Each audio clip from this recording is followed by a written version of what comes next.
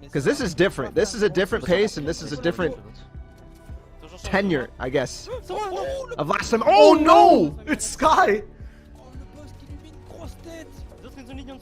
And although a different pace, there might be an extra teammate on CRR's team, infiltrating, walking straight up. That scared the crap out of me. I'm not gonna lie. Oh, that one, I think, went right over the heads of everybody, including me.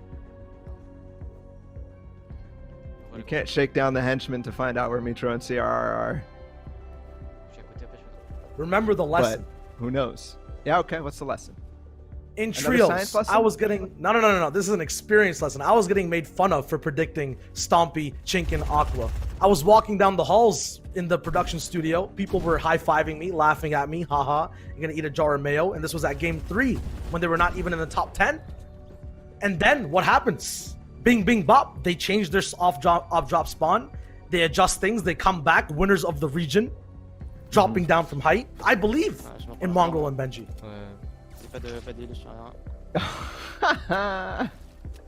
A slightly different style of grief, I think, this time. Kinstar and 4ZR, they just don't fight. They don't get any tags, and because they stay there for so long, they die to Storm Surge. It's Stompy and Aqua. There's no chance.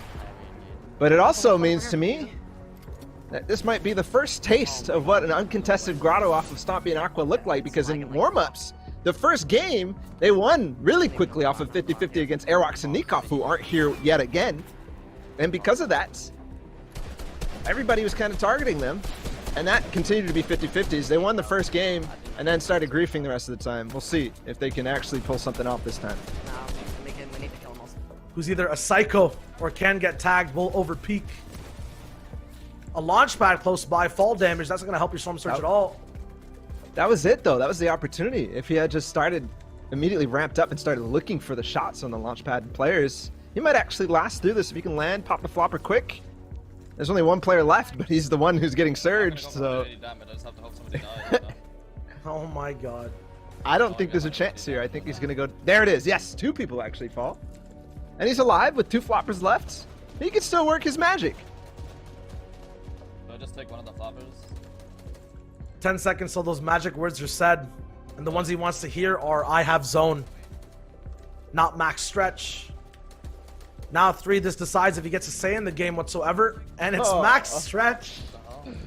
Not like this. Unfortunate. You say you try to do your best in these situations. What angle? It's Clement. What an unfortunate game for all the different things that go poorly for him. A split launch pad, not being with his teammate. Storm Surge starts to affect him. He out-heals it, and then he gets heavy sniped to finish it off, to top it all off. Oh boy, that's a rough one, but Ibuhai and Anasu performed well in last game. Remember, they were holding high ground for a long time, but then blundered the high ground hold. They could have been possibly in first place. There's 6 eliminations now as he picks up another one onto Kinzel. And this is what happened last time. Although they got a major portion of the placements, they didn't get the win. Still none of them 4th place overall. Now have a shot back in game 2. The people that qualified did very well, got top 6, didn't actually win games sometimes. They just hit top 10 every single game as a duo. Got those 3 to 4 elims. Mid ground, I said it last game, that's what you want to do the whole time. And sometimes the win gets handed to you if things go crazy. Just like the Mentos. Not saying it didn't work for it, but playing mid ground smart all the way till the end, it's a lot easier to make that 50-50 decision, especially when your dual partner's alive. What? And another knock. These guys are beasts. Wait, was that just like a faulty launch pad or something? Did he bonk his head and go flying into the water? Because it just dropped straight down, and Ibuhai takes advantage of it again. They're now up to 7 eliminations. Now placement thresholds are starting to roll in. Oh no. And Anasco's all the way to ultimate low. They've got to split up for a second, but now they can get back together. The impact also possible from the team down below. Now, possibly, is this a good layer or not? We can't quite tell just yet. Looks okay. Looks okay, but right below him is water. Being low ground, not elevated on mid is difficult, but if you are here, it's one of the places you can get the most amount of eliminations in a fast time. The easiest place to refresh your materials, because you don't have to play box to box, lane to lane. is just getting straight into that box, dealing the pain, dealing the damage. Now 29 people left alive. Placement not handed out yet, but these guys already have 8 total points just off of Elims. Playing a little bit split now. Not sure where Anas is in relation to Buhai, but he is tarping all the way in. This is Clement's POV once again left in a clutch situation. Has about 3 or 4 floppers in his inventory. Now starts the pops. And he can work his way in. They hear the launch pad up above, starting to run down his materials, but still 300. And with 11 people left, this lobby looking a lot lighter. The placements are going to roll in for Clement. A big clutch. Now possible for him, possibly even get the top 5 with the floppers remaining. And so much time spent in this box. Now the zone play begins. Now also possibly chances to rack up the eliminations. He has to be very careful with that performance. If he just mistimes that flopper by 1 second, getting too greedy, it might be the end of his game. A lot of people still behind him. You can hear that purple AR in Storm. There's people RPGing, fighting, him taking damage as well from the same place. Now looking for a clapback. 100 mats left, down to 80, down to even less. Finally, it's ending. He has to just go for those tack shots. The spam's there. Here we go. No more floppers left. He needs to find a box-to-box play. It needs to happen right now. He's moving over, down at low ground. It's his place, his realm. It's completely clear. All the cards on his table. Which one does he choose, though? Is it going to be an ace? Now playing in Storm, it's not possible, but top 3. It's Letwick all the way on height.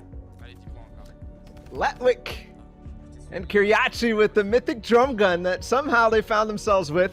No, sorry, this is Cavado and Tus, actually, not Letwick.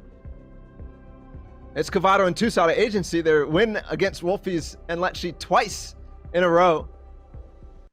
They're going to be able to rain down. We might be able to see the final moments of this, but definitely want to watch it again in replay mode to see who they're fighting against and such. But a clean win for them, 2 solos, and to get this final moments and see who else it was, because we know it was Cavado and Tus on high ground. Where did the rest of the lobby end up? Here's Raze and Joey on a mid-ground layer. Benji Fishy goes down before placements. Once again, Issa finding himself a couple of eliminations. A couple sneak peeks of what we can see in this game. Mongrel's still alive, though. There's always a chance for anyone to bring it all the way up until game 4. Then we know exactly who has to have big clutches, who's defending their lead at the top. Right now, just for this game, Clement and Kaizen actually popping off in that action feed on their top left. Issa getting another, and Cavado coming in with 2 off the damage that Tus is getting down. These guys obviously have that Tommy gun, and this is Sebi, who we saw in that mid-game rotating, going to be operating in that mid-ground layer as well. 9 HP, has to find some type of clutch, some type of impact. Does this game end here is the question. That natural half ground, so hard to operate in, so hard to maneuver. And he's done. We did actually see Letwick take out Kaizen, which is why we thought it was him on that last one, because it was Kaizen's perspective. So once they finally ended up getting knocked out, Camo and Issa did place in top 10, so 2 placement thresholds for them. And all of a sudden, they're playing well. They're playing here to start. They've got 2 eliminations and the 2 placement thresholds. This is what you see from basically the original controller pioneers in the placement format and the placement thresholds of competitive Fortnite. Oh my goodness, Camo with the quick reaction. Can he get top 5?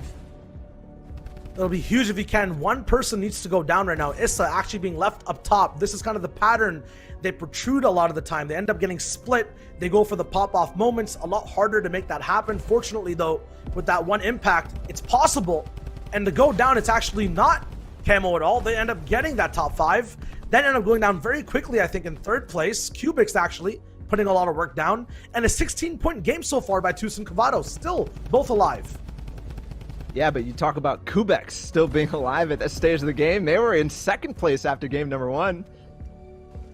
And we saw these moments from the death cam of that last stream of Clement's, I believe it was. So we know kind of what unfolded there. You saw Clement go down to Tus from up above, and then it was a clean, calm, patient win onto Kubex. But time and time again, he's here.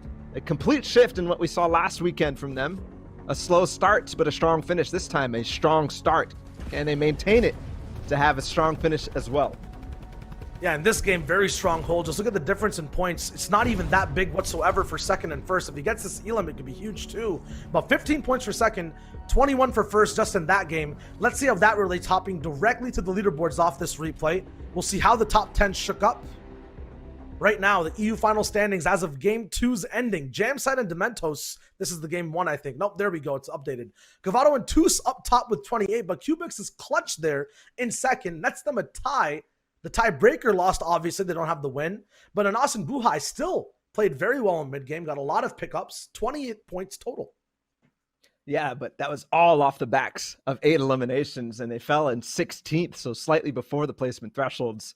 We look down to the top 20 because this is where you want to be if you haven't qualified yet. We're moving through these really fast, but you see Ghost, Camo, and Issa at the top of that. If we could slow these down slightly to talk about Mr. Savage outside the top 20, he's already made it through, but everybody else on this page right now, except maybe Andalex and Nate,